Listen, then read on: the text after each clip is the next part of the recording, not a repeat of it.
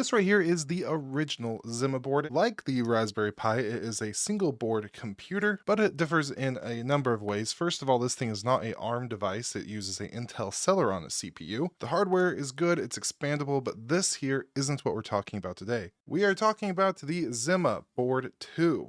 A massive upgrade, and to be fair, this Zimaboard 2 has been out for quite some time. And I've actually been using these things quite a bit, and when I say these things, I really do mean these things. We got 3 of them here. So what we're going to do in this video is talk about my experience with them, why I think these are one of the best little computers that you can have in your home lab, and some things I absolutely despise about the things. But before we do any of that, we do need to thank the sponsor of today's video, Private Alps. If you're somebody who's into self-hosting like me, at some point you're going to need to run some things on the cloud as well. Maybe it's some sort of VPN such as Netbird, a remote backup target, some sort of service that you need to expose to the open internet but you don't really want to be in your home lab at all. For all that, I want to tell you about Private Alps. They're a Swiss hosting provider that's been around since 2019, and the thing that stands out to me is they actually build their own control panel from scratch. It's clean, it's fast, it's focused on what you actually need. When managing servers, no clutter, no fighting with the UI. On the infrastructure side, they offer VPS, dedicated servers, GPU servers, and more. Everything runs out of their own Swiss data center with a zero trust architecture. No KYC required. And a strict no logs policy. So using Swiss resources isn't reserved for bankers and the 1%. You could spin up your very own Swiss VPS. It's not a bank account, but it's something. So of course I have my link down below, and if you use it, you will get 10% off all of their services and 15% off of their bare metal range, so go ahead and check them out. So back on the Zima stuff, and kind of IceWhale specific. They are one of the few companies out there that I've really kind of appreciated the products that they're coming out with for the kind of prosumer level home labby people like me. In addition to the original Zimaboard 1, they made the Zima Cube, which is by far my favorite kind of desktop NAS that you could go ahead and get. It's kind of silly. It's 6 bays, but they have a 7th bay. Kind of my favorite thing about it is this is for all SSD cards. Really nice. So I really enjoy their stuff, and when they come out with new things, I get excited. And you can pick up one of these Zima boards too for $279. Slightly more expensive than I prefer, but because of RAM, everything's more expensive. And speaking of RAM, the base model comes with 8 gigs, or if we go ahead and bump this up to the 16 gig one, it is $349, and we get 64 gigs of the flash memory, or 32 if we go with the base model. And when I say flash memory, I'm talking about eMMC, not my preference, but I understand why they gotta do it. For most kind of server stuff, eMMC is going to be fine, and then if you use one of their accessories, which I'll kind of get into in a minute, you can really expand the storage on these quite a bit. Another thing, it has an Intel N150, 4 cores at up to 3.6 gigahertz. I've ranted and raved about how much I love these Intel N series CPUs.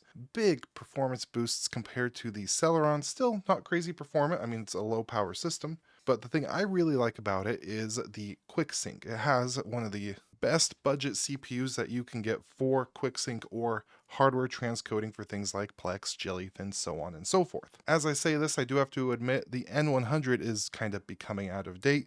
I had kind of the same complaint when they came out with this. I mean, I think the N series just came out. They threw Celerons in here, so they're a little behind on the generation when they release these. Another upgrade, and the thing I really appreciate, is on this original Zimaboard you have dual gigabit LAN. This one is 2.5 gig, also dual, so it could be pushing some impressive speeds. Additionally, we have 2 USB 3.1 ports. I'm not going to talk about these on the side quite yet because I want to stay positive. Here we have 1 lane PCIe 3.0. This is really nice because you could add more Ethernet jacks. You could add some SSD storage, which is a wonderful use case. Any 1 lane PCIe 3.0, you could plug in and utilize it to your heart's content. It goes with this whole kit where instead of having the PCIe kind of sticking out the side here, you can mount it on the side pointing up, so it just kind of gives it a better form factor. But now it's time for me to bitch a little. And I am first going to bitch about this power. It's barrel power connector. Usually not a problem. You could do things like the barrel to USB-C. But I mean, come on, look at this. It has a CPU TDP of 10 watts. The power supply is 12 volt, 5 amps. USB-C could power this thing just fine, and that would be awesome. One of the reasons I love that like little Minisform is another great kind of brand for this kind of stuff, is you can power it by USB-C. I love that little mini PC so much because of that. And finally, if I scroll up here to display, one mini display port. Come here, come talk to me real quick. Who has a mini display port? Did you guys get like a big discount for these things in bulk or something? Like I understand a full-size HDMI doesn't fit there, but I mean, give us some mini HDMI or even a micro HDMI. With these little form factor boxes, I don't use machines with DisplayPort. It's just another situation where we need another adapter. It's ugh. And with how little power this consumes, well, it would be so nice if this was PoE. This would be the dream machine. Well, not a dream machine, but it would be my dream machine if this was PoE powered, because I would have a lot of them going. But I mean, really, other than that, those are my kind of primary complaints with this thing. On the back, we have some SATA power and two SATA 3.0 ports at 6 gigabits, which again is really nice because then you can set up something like this, put it in a just mirror, and you got a NAS. It's beautiful. But actually, speaking of this thing, I do want to talk about some of the accessories. If I scroll up here on their website, you can actually see some of them. So we have the 2-bay rack, which is what I have here. And I mean, it's really nice. It's incredibly sleek. And that's kind of one thing I kind of forgot to touch on. This whole aluminum aesthetic is beautiful. It's like, it's giving Apple without the vendor lock. But this little hard drive cage is really nice. It's machined very well. You can see here we have some feet with some rubber on it.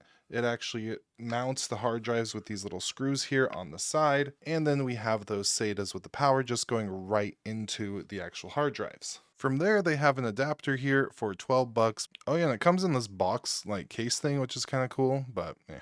Ah, here's a better picture of it. So you can see there, it mounts, oh, duh. So it uses the hard drive screws to mount in. And just a better form factor, you can see it screws in right there. Looks good. Now that I saw that, I'm probably actually going to set it up properly. But in addition, you could see, it's not pictured here, but we got a little fan. Look how cutesy. So that's nice. For the longest time, I was using this as like a TrueNAS test bench, because when the NetBird app for TrueNAS was first launched, I wanted to test it and make sure all the updates and everything was good. So I used this for a while for that. And then recently, if you're following up or keeping a track on the channel, I set up 3 of these guys, or the 3 that I have in an actual Kubernetes cluster, my very first Kubernetes cluster, and it worked awesome. I had that little cluster running actually for a couple weeks, kind of playing around, experimenting, learning with it, and I mean, I was running all this off of the eMMC flash storage. I didn't even have any attachments or anything actually plugged in when I was running it as a Kubernetes cluster. Granted, the services I were running was pretty lightweight. For example, I spun up my entire like R stack in a cluster environment, which was kind of fun to experiment with. That might be something I cover in the future if you're interested. But over the whole time, over the whole month or so I had it as a Kubernetes cluster, I had absolutely no issues. Not a single restart, not an overheat. Even when I was testing it with like media streaming and stuff like that, it was very performant as a N150 is going to give you, which is actually a few, I think 2 or 3 transcodes at a time before you start seeing some performance hits. Just overall, it was nice. And I'll kind of give you a spoiler to a future project that I'm going to be doing. I am going to put these in a clustered environment, but it's going to be a remote off-site cluster. I'm going to have one here in my house, and then I'm going to get 2 relatives of mine to volunteer to plug these in their house and link them all together, probably using NetBird. But I still haven't decided if I'm going to try the new load balancing features in like Proxmox, or if I'm going to use something like Kubernetes. Personally, I'm leaning towards having it like a remote Proxmox cluster. That would be cool. And then we could check out Proxmox Data Center, which would be nice. So just overall, for me, we got a big thumbs up on these Zimaboard 2s. I'm very happy with them. They're great little computers. And honestly, with most of these services that I run in my home lab, not all of them, but a majority of them could probably run off of a single one of these guys and give me at least a decent experience. Personally, I would rather buy one of these than getting like some Intel Nook ripoff or really most other small form factor PCs, mostly for the kind of aesthetic appeal of it and how easy it is to kind of link up a couple hard drives to it without it looking bad. I mean, that's a pretty solid looking unit there with some hard drives. So yeah, let me know what you think. Do you have a Zima device? What is your mini PC of preference? Are you rocking Raspberry Pis? I'm still rocking a Pi. It's got Ubuntu server on it, some Docker containers, Octoprint because it's plugged into a dumb printer. But yeah, I'm real curious. If you guys have something small form factor, what are you running? Let me know. With all that, if you're interested in checking out private Alps because maybe you don't have something like this, you have nothing to run services on. Absolutely devastating. You could try private Alps. Or honestly, if you don't want to fork over almost $300 for one of these, go on Craigslist, Facebook Market. You can find a real good like Think Center desktop. I forgot the exact generation. I think it's 8th or 9th gen when the Intel hardware transcoded coding started getting really good. All right, I could keep rambling forever. Y'all have a beautiful day and goodbye.